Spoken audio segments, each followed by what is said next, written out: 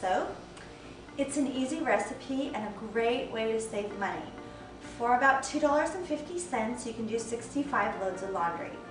If you're using a top loader, my best guess would be about 55 loads of laundry.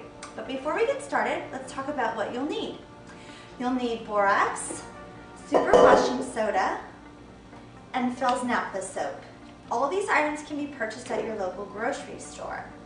I have also used other types of soap. Ivory works, and so does Castile.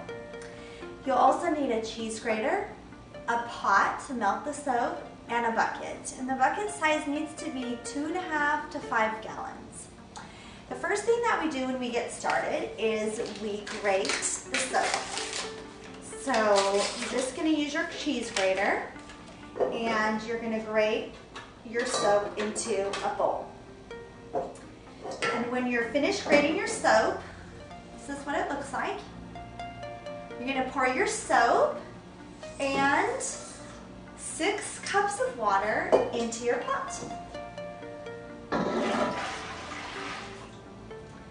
Now we're going to take the pot and we're going to put it on the stove, and we're going to heat it on medium heat for 30 or 40 minutes until the soap is completely dissolved. Now, I will give you a warning. After 20 minutes, it looks like the soap is getting dissolved, but if you stop at 20 minutes, the recipe will not work. So you really need to do the full 30 minutes, and I usually go about 35 minutes just to be safe. So we're going to put this on the stove.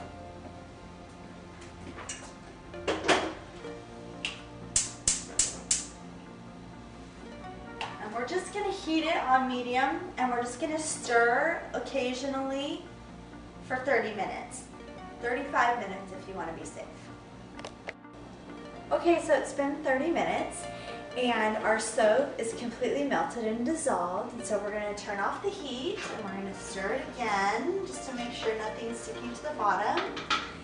And then we're going to take our washing soda and our borax, and we're going to add that to our soap and water mixture. Okay, so we're going to add our washing soda and our borax to our mixture, and it's 3/4 cup of each, and you're going to just add it right in there and stir it. So you're going to stir it till all is dissolved. And it takes a few minutes, and you'll notice that it's getting thicker as well. And don't forget to turn off the heat. The heat should not be on.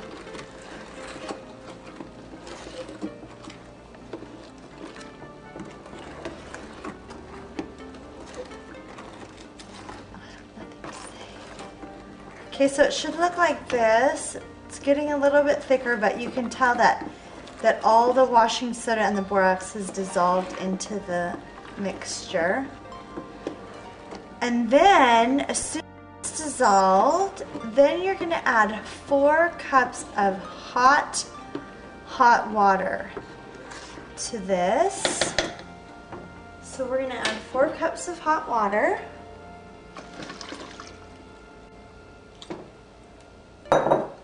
And then we're going to stir it. And then our next step is to dump this mixture into our bucket and then add more water. Okay, so now that everything's dissolved and everything is heated and it becomes thicker, we're going to go ahead and take the mixture and we're going to pour it into our 5-gallon bucket, and then we're going to add 1.5 gallons of water. And what's going to happen is over time it's going to gel, so it becomes a gel, and you'll notice that tomorrow, it takes like a full day.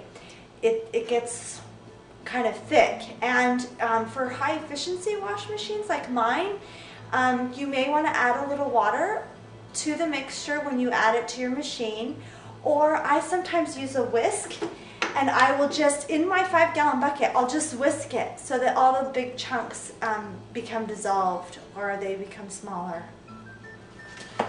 So we're going to go ahead and do that. We're just going to take our pot and we're going to dump it into our 5-gallon bucket. And I like to use a 5-gallon bucket with a Gamma Seal lid, or a lid that you can screw on and screw off. And now I'm going to add my 1.5 gallons of water. And this is just regular water that comes out of your tap. Okay, and then I'm going to stir this.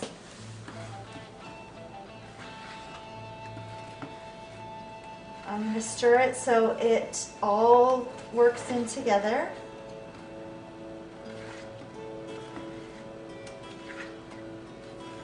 Okay, and then I'm just going to let it sit overnight, and then it will be ready to use.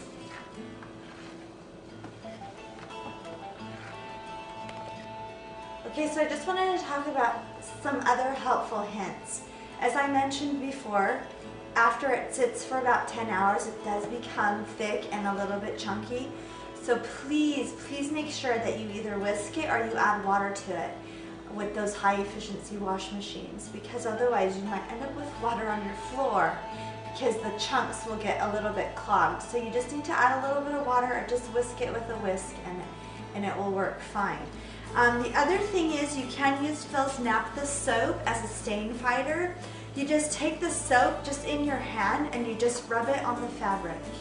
The other thing I do is I take my shower bottle and I take the lid off, and then I use a funnel and I just take some of my soap and I usually add a little water to make it a little bit more liquidy.